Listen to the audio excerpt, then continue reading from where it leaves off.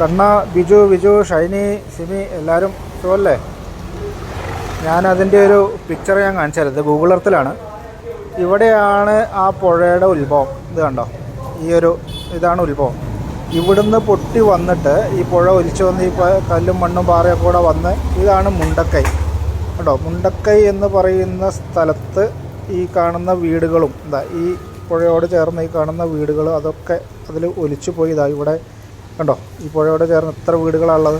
ഇതെല്ലാം പോയി നേരെ വന്ന് ഇതാണ് ഇപ്പോൾ നമ്മൾ ന്യൂസിൽ കണ്ടുകൊണ്ടിരിക്കുന്ന സ്കൂള്, ആ മരം, ഇതൊക്കെ. ഇതിൽ ഈ ക്രോസായിട്ട് കാണുന്ന ഈ ബിൽഡിംഗ് മാത്രമാണ് ഇപ്പോൾ അവിടെ നിലനിൽക്കുന്നത്. ബാക്കി ഇവിടെ ഇത് മൊത്തം പോന്നു. ഈ കാണുന്നതാണ് അവിടെ ഒലിച്ചു പോയ പാലം. ആ പാലം, ഈ കാണുന്ന അമ്പലം, ഇതെല്ലാം പോയി.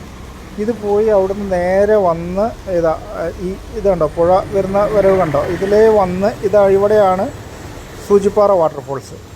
ഇത് കണ്ടോ, ഈ സൂചിപ്പാറ വാട്ടർഫോൾസ് അങ്ങോട്ട് ചാടിയിട്ട് നേരെ അങ്ങോട്ട് കണ്ടോ, താഴേക്ക് ആ ചാല് പോകുന്നത് കണ്ടോ.